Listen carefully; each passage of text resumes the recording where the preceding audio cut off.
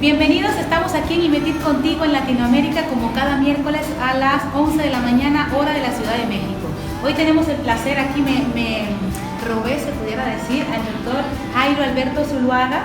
Es profesor asociado de Neurofisiología del Desarrollo de la Facultad de Medicina de la Universidad Nacional de Colombia y autor de uno de mis libros favoritos, Neurodesarrollo y Estimulación Temprana, que seguramente muchos de ustedes lo conocen. Hoy vamos a hablar del término neurodiversidad y plasticidad. A mí me parece súper interesante, además que es un poco novedoso quizás en temas de terminología. ¿Qué nos dice de eso, doctor? Bueno, el concepto mismo de diversidad pues ha sido muy trabajado en los últimos años de manera general, desde políticas de integración, desde reconocimiento de las diferencias étnicas, interraciales, etc. Pero, pues tú sabes, el prefijo neuro se ha vuelto también un poco una moda en términos de que en la medida en que la ciencia se ha ido aproximando más a los procesos y al reconocimiento de los procesos que subyacen al sistema nervioso, en particular al desarrollo del sistema nervioso, se ha ido aplicando el término, el prefijo neuro a muchas cosas. Hoy en día tú buscas neuromarketing, buscas neuroética, neuroeducación, neuropedagogía, neurodidáctica, y cada una de esas palabras compuestas tiene su sentido.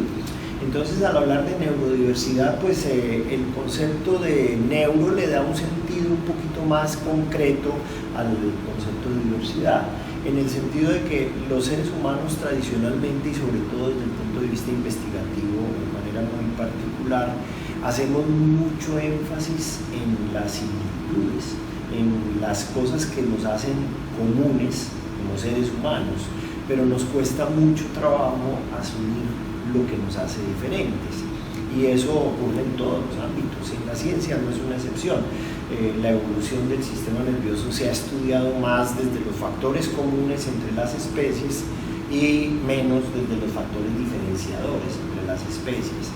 Entonces, el concepto de neurodiversidad trasciende todos los ámbitos, o sea, arrancamos desde lo biológico para entender que la construcción de nuestro sistema nervioso va a ser muy dependiente de las experiencias que tiene el individuo a través de su vida, de su línea de vida, no solamente desde el nacimiento, sino desde la misma concepción, e incluso, como hoy en día lo sabemos, desde antes de la concepción, desde la decisión que toman los padres cuando la toman, cuando no se vuelve un accidente, la gestación, hasta el momento mismo de la muerte. Hay una línea de vida que tiene una cantidad de elementos contextuales que van haciendo del individuo un individuo único.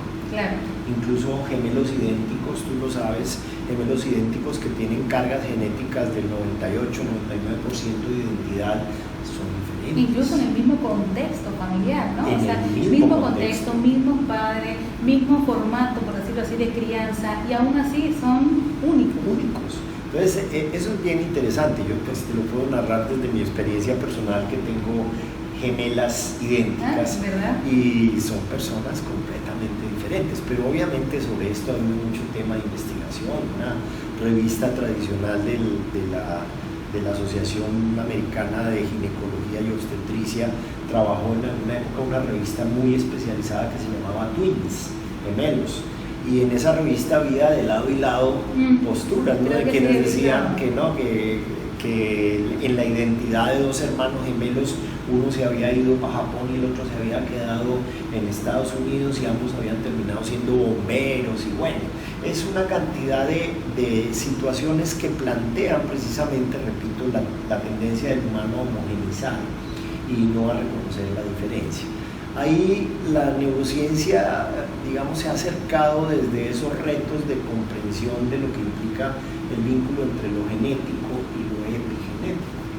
El concepto de lo epigenético es verdaderamente una revolución. Nos está planteando cómo el ambiente se logra meter hasta lo más fino de la regulación. Que antes, disculpa que te interrumpa, antes el tema del ambiente y el contexto no era tan, y eso que es planteado, por ejemplo, Vygotsky, Piaget, todos ellos hablaron de ambiente. Sí. Sin embargo, no se tomaba en cuenta como ahorita. Claro. Ahorita está presente en todo. La psicología piagetana es reconocida como una psicología genética, porque de alguna manera se asumía o se preasumía que había unos marcadores genéticos evolutivos que eran inmodificables. Hoy en día el margen de poca modificabilidad de la información genética ya uno no sabe dónde está. Obviamente en eso la ciencia siempre tiene las dos posturas, ¿no? La postura del determinismo genético y la postura del ambientalismo, y dentro de ese juego de esas dos posturas extremas el difícil punto medio es el que nos genera ese reto de comprensión. Entonces, cuando hablamos de epigenética, retomando un poquito la idea, te empiezas a encontrar con que situaciones que desde siempre hemos discutido de su influencia en el desarrollo del sistema nervioso, como por ejemplo el consumo de cigarrillo, el consumo de alcohol, el estrés durante factores de riesgo durante la gestación, durante el embarazo, la alimentación.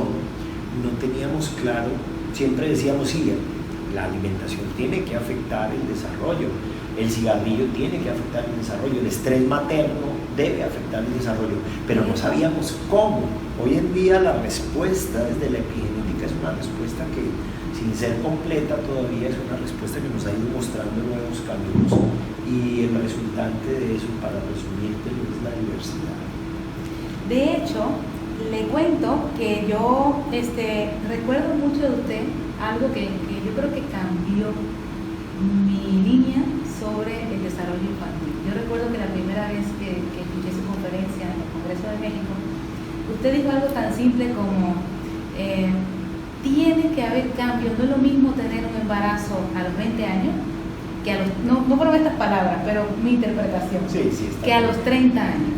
O sea, en esos 10 años puede haber trascendido un sinfín de cosas en temas, o sea, los genes que se obtienen de ese producto cambiaron, se modificaron, porque tú tuviste un impacto ambiental, tuviste un impacto nutricional, tuviste un impacto de vida importante que cambió definitivamente ese producto, que no puede ser igual embarazarse a los 20 que tu segundo hijo fuera a los 30 años. Eso quedó para mí muy marcado. Interesante. Muy marcado. Fíjate que la sabiduría popular siempre muestra este tipo de cosas. Yo juego mucho con las frases de las abuelitas y con los aforismos que son característicos. Siempre se le atribuyen a los pobres chinos, que les atribuimos todo lo que no sabemos de dónde viene, pero el viejo aforismo de que nadie baja 2 veces al mismo río, ¿no?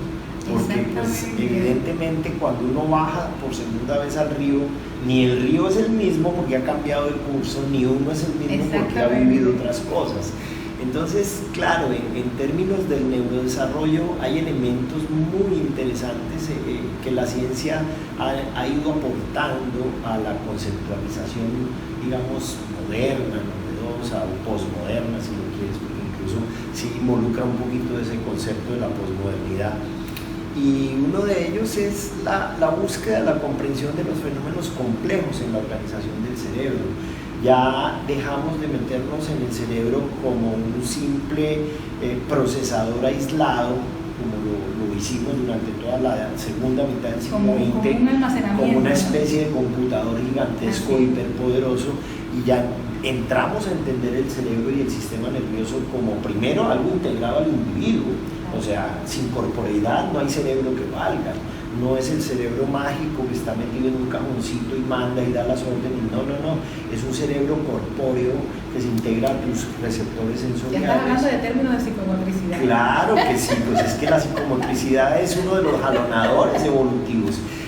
El doctor Rodolfo Ginás, tú lo sabes, siempre ha planteado que uno de los grandes jalonadores evolutivos en el desarrollo evolutivo de los sistemas nerviosos fue el movimiento. Claro. Y el movimiento es el que empuja al sistema nervioso a transformarse a través de la evolución. Conjuntamente con la emoción. Hombre, todo eso es una integración que nosotros la separamos para poder entenderla, pero no quiere decir que en nuestro sistema nervioso las emociones, los sentimientos, lo cognitivo, lo lingüístico esté separado. Y que está presente, yo creo que en hombres de ciencia, en toda la raza humana de diferentes magnitudes. Así es. Hablabas de neurodiversidad y plasticidad cerebral. Ajá. Digo, la plasticidad yo sé que es algo que tú manejas excelentemente bien. Yo creo que no me perdería una sola plática tuya de plasticidad. Sin embargo, ¿qué vínculo? Bueno, antes de pasar a eso, algo que es para mamás, ¿no? Porque sabemos que el tema de los imagua, como decimos en Cuba, de los gemelos, un consejo a las mamás, o qué tú piensas de eso, me gustaría saber, ya no como científico, sino como padre. ¿Estás de acuerdo en que a los gemelos se les vista igual desde digo, no sé? Sí, no, es la pregunta obvia, porque fue la misma pregunta que me hizo mi esposa en el momento en que tuvimos las gemelas. Lo primero que me dijo fue eso. ¿Y qué vamos a hacer? ¿A vestirlas igual? Y le dije nada, a respetar su individualidad. Es importantísimo. Te cuento una anécdota que te responde a tu pregunta. Una de mis hijas, pues dentro de su desarrollo tuvo algunos inconvenientes a nivel renal y en un momento dado de su desarrollo de identidad decidió cambiar la fecha de cumpleaños. Y con eso te digo todo, y le aceptamos que cambiara la fecha de su cumpleaños.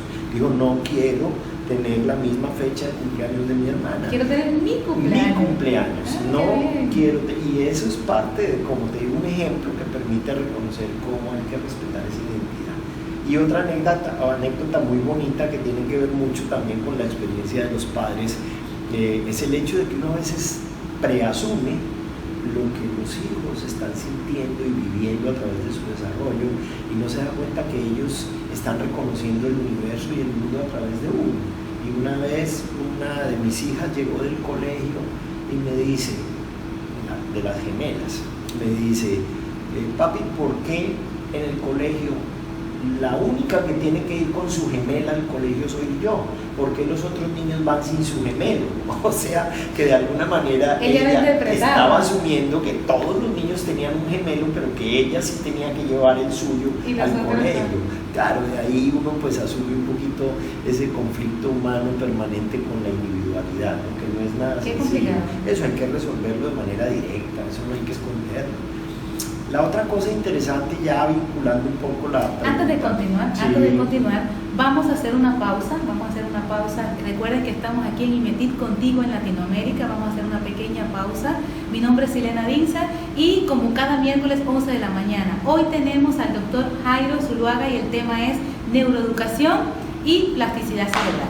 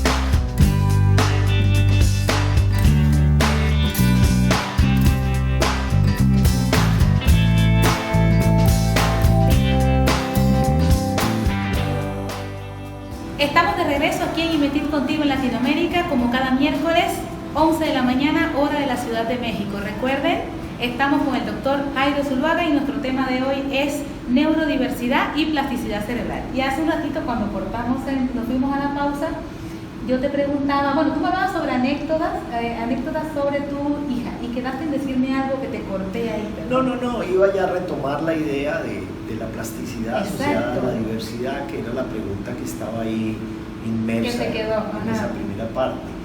Hay algo bien interesante y es que es un ejercicio que hago generalmente con mis estudiantes y es preguntarles qué ejemplos tienen de plasticidad, ¿no? Entonces, para poder definírselo a los padres y todo esto, mis estudiantes de medicina dicen, no, pues plasticidad es eso que hace el cerebro o el sistema nervioso, un sistema para responder a los cambios del ambiente. Y yo les digo, muy bien, entonces dame un ejemplo. Por ejemplo, cuando alguien hace un accidente cerebrovascular, cuando tiene una lesión por infarto cerebral o incluso un infarto cardíaco, etc., la forma como su sistema nervioso o su sistema cardiovascular se adapta a ese cambio que tuvo y cómo se reorganiza en el caso de nuestro sistema ¿Cómo genera nervioso, nuevos caminos para llegar al nuevas resultado? rutas, para Exacto. lograr resultados que les sean favorables. Y entonces la pregunta que yo les planteo en segunda instancia es, ¿y eso es bueno o es malo? ¿No? Y entonces les digo, puede haber plasticidad mala, y obviamente la primera reacción es, no, la plasticidad siempre es buena. Y les digo, bueno, entonces vamos a empezar a analizarla, porque realmente ya mirado desde la neurociencia y desde la neurofisiología, la plasticidad es un espectro que no es bueno ni malo, es una capacidad que tiene el sistema de transformarse. En la medida en que el medio le pone retos, él se transforma, el sistema se transforma, se y adapta. creo que el ser humano es El ser humano es el único que tiene esa gran capacidad. En general, digamos que los seres humanos somos muy antropocéntricos, ¿no? Pensamos que somos los únicos No, en la escala evolutiva, pues si tú miras cualquier sistema nervioso, desde los más simples, desde las eulenas, los eritelados, las medusas. Esa palabra me parece interesante. Sí, Antropocéntricos. Tienen capacidad plástica. Los gusanitos planos, que son modelos de investigación permanente, tienen capacidad plástica de reorganización en función de los cambios del medio. Ellos van explorando el medio y en función de eso se van transformando. Si no, no habría habido evolución, no hubiéramos podido ir cambiando hacia la complejidad, que es una de las grandes preguntas que mantenemos en la ciencia, ¿no? ¿Por qué nos hemos ido complejizando de esta manera? Pero volviendo un poquito al punto de diversidad y plasticidad, es interesante pensar la plasticidad más como es una capacidad de movernos dentro de un espectro que nos permite adaptarnos a los cambios del medio. Pero ya tú lo sabes, y con los padres que tienen situaciones difíciles con sus hijos, de adaptabilidad escolar, de dificultades neuromotoras, etc. Detrás de esto hay también la posibilidad de la maladaptación. La maladaptación, o lo que médicamente llamamos fenómenos disadaptativos o desadaptativos, que no es lo mismo. Disadaptativo es que te adaptas, pero de una manera inconveniente para el sistema, para el contexto. Y desadaptativo es que te has adaptado adecuadamente, pero luego te desadaptas y generas otro recurso. Es algo para discutir a muy largo plazo, pero por ahora pues dejar a los papás un poco en una línea de pensamiento que les permita decir, hombre, la plasticidad es un recurso que tiene mi sistema nervioso que hace que yo me haga diferente. Y ahí vendría una pregunta que no puede faltar. Se habla de plasticidad cerebral infantil, se habla de plasticidad cerebral solo en niños. Me encantaría que tú nos dijeras, ¿hasta cuándo tenemos plasticidad cerebral? Esa pregunta Eso nunca falta. es importantísima, además, desde siempre y hasta siempre. Fundamental. Ahora, es que cambia. Entonces a uno le dicen, no, usted no me va a decir que un bebé tiene la misma plasticidad que un adulto, o que un señor anciano, o que una señora mayor. No. Entonces yo digo, ahí está el problema. Ojo, son diferentes formas de plasticidad. Los seres humanos y en general los individuos biológicos tenemos la capacidad de aprender y relacionarnos con el ambiente de diferentes maneras a través de la vida. Uno cuando ya va pasando cierta edad se da cuenta que muchas de sus capacidades de memoria, de aprendizaje van cambiando, pero no es que se hayan perdido. Ahorita tú resuelves cosas por pensamiento asociativo, recuerdas cosas porque logras relacionarlas con otras cosas. El niño no lo hace así. En el desarrollo neuromotor es muy bonito el ejemplo, porque ¿cómo aprende el movimiento un bebé? El bebé aprende el movimiento desde unos patrones básicos reflejos hacia la construcción de una corteza cerebral mucho más elaborada citoarquitectónicamente, celularmente, comunicativamente. El adulto, al contrario, si tú quieres ahorita aprender a jugar golf o a tocar piano, vas desde el nivel más complejo de corticalización hacia los niveles reflejos para, voy a decir un poquito brusco, forzarlos a que respondan como tú quieres. Entonces, eso nos muestra un ejemplo de la dinámica de transformación que tiene el ser humano a través de su singularidad, claro. Y ahí vuelve y surge el concepto de neurodiversidad. Diferentes contextos, diferentes individuos. Y ahí, un poco respondiendo a otra situación clínica, que enfrentamos frecuentemente cuando los padres se sienten desolados porque su hijo no progresa.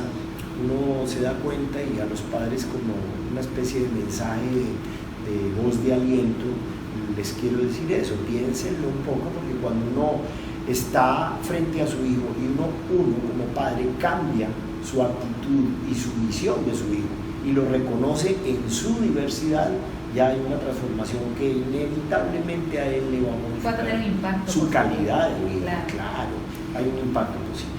Yo diría que, bueno, siempre lo he dicho, yo creo que el tema, más allá de los niños, el problema son los padres, que dudan muchas veces de esa capacidad plástica que tiene el cerebro infantil predominantemente para lograr metas, ¿no? Y los limitan.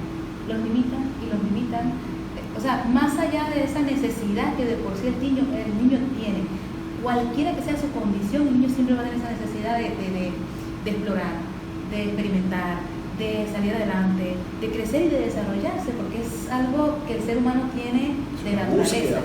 Y entonces los padres, en este proceso de querer cuidarlos más de lo que se debe, los limitan. Sí, realmente yo diría que tenemos miedo, ¿no?